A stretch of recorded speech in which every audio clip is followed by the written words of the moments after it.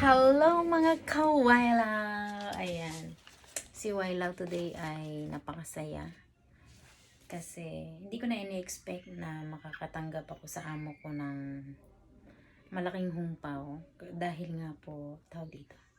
Wala na yung alaga ko, kamamatay lang ni Lulu. So hindi ko naasahan. Tapos last year, gusto ko lang i-share.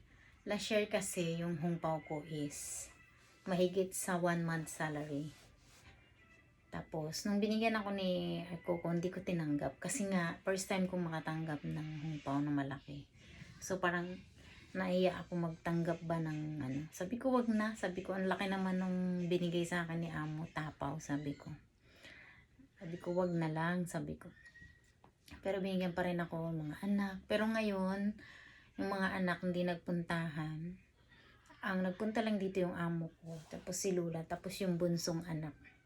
Yung bunsong anak, ito yung binigay sa akin, pahabol, kagabi. Ay, kagabi ba? Hindi, nung 16 o 17. Ito yung binigay sa akin. 2,000. Ayan. Sila lang ang nagbigay sa akin. Tapos, ito yung kay amo. O, diba? Christian Dior. Tapos, gulat ako kasi nga, hindi ko talaga in-expect. Dati kasi talagang ano lang, hindi ko in-expect na magkaroon ako ng hungpaw kasi nga sabi ko wala, nasa Miauli na ako.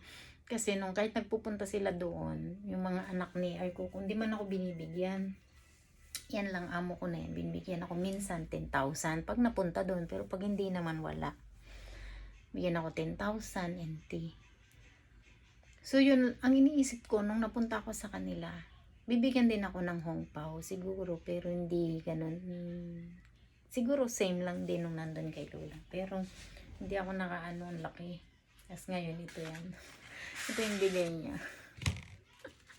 Hindi, ang dami. Gusto ko lang i-share na, yung nakaraan nakabili ako ng computer ng anak ko. Nakabili ako ng iPhone ng asawa ko. Alam mo yung computer ng anak ko, 69K. Pero pa yung table, yung mga ano. Tapos yung sa asawa ko is 63K yata yung 63K yung iPhone niya kasi malaki, marami kang mailalagay dun sana. Ang dami yung hulaan nyo na lang kung magkano yan. Tapos nakatanggap ako ng tawag dito, una-una, bago pumasok ang February, nakatanggap na ako ng 1,700 NT dun sa Miauli, sa anak ni Lula na pang-apat.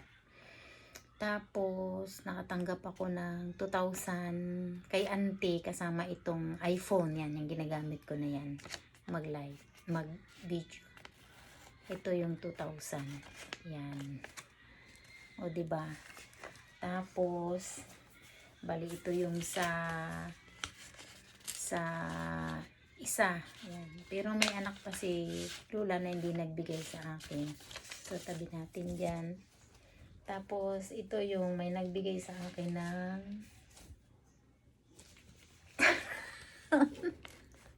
ang dami kong pera. Promise. Grabe, ang dami. Oh. Tapos ito yung kaya apat na hungpaw is sobra-sobra talaga. Dami kong blessing. Alam nyo po, noong February, pagpasok pa lang ng 2026 January, talagang nawalan ako ng pera kasi nga 2 months ako nagbakasyon sa Pilipinas.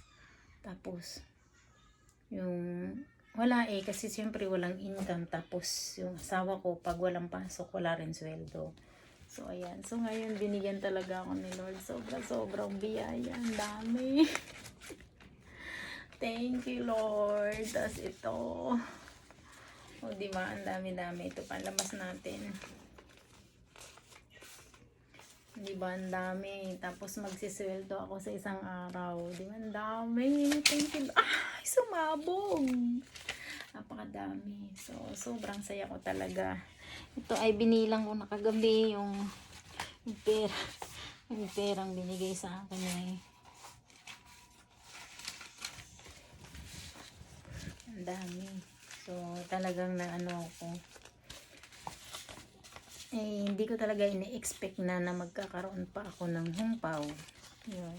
So, alam mo, sobrang blessed talaga ako dito sa pamilya. Dati nagpaalam na ako na hindi na ako babalik, pero umiiyak kasi si El Coco. Ayaw niyang umalis ako. Nasabi niya, siya daw bahala sa akin. Sabi naman ni Amo, kung gusto ko gusto ko daw na yung pamilya ko ang pumunta dito, yung mga anak ko. Sabi niya, sagot niya, gusto ko daw papuntahin kung ayaw kong umuwi or ganun, basta yun, papuntahin ko yung mag-ama ko, siya daw bahala. Di ba, ang dami kong pero hindi ko talaga naisa. Ito kasi kaya nawala po ito sa, kasi nag-CR ako ngayon. Naalala ko tuloy last year, last 2 years ba yun, 2 years nang patay si Lola eh. Nagbanyo din ako. Andito yung hungpaw ko tsaka cellphone. Cellphone naman ang nalaglag sa inodoro. Kaya nasira yung Sony ko. Bigay lang din nila yon. Tapos, ito, nalaglag sa inodoro. Ang tagal kong ginaganyan-ganyan ng pang-dry ng buhok. Nalaglag. 2 hungpaw kasi ito. 2 po itong hungpaw. Pinagsama ko na lang. Isa may 200. Isa may 100. So, yun. Dami, diba?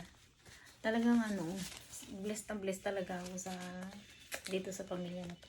Kaya siguro sa lahat ng mga wailaw dito sa Taiwan, ako na pinakamaswerte.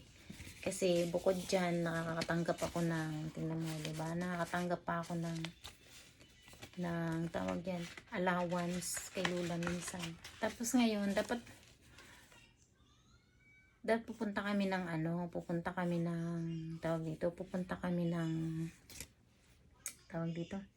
Shulin, kasi nga nabili na po yung bahay. So nabili na po yung bahay, kukuhanin yung mga gamit.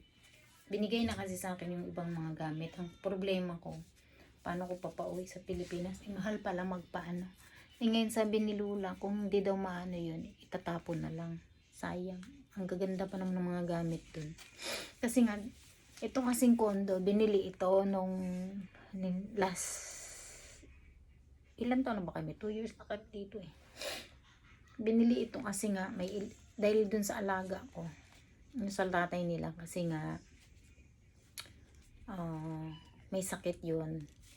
Ito may elevator. Yung dati kasi luma nilang bahay, walang elevator. Nasa 3rd floor kami. 3rd floor ba kami? 3rd floor kami. Walang elevator. Ito, 2nd floor. Naka-elevator kami. Tsaka tong bahay, maganda. Kondo nga. Grabe talaga. Uy, sobrang blessing. Ang dami-dami ko talaga hindi ko talaga ina-expect na to. Diba? Napakadami.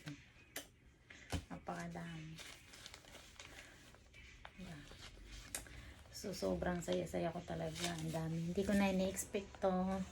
Hindi ko na talaga inaasahan tong mga 4 lang yung nakuha kong hungpaw. Pero talagang busog-busog talaga. Grabe. Sa amo ko palang busog na busog.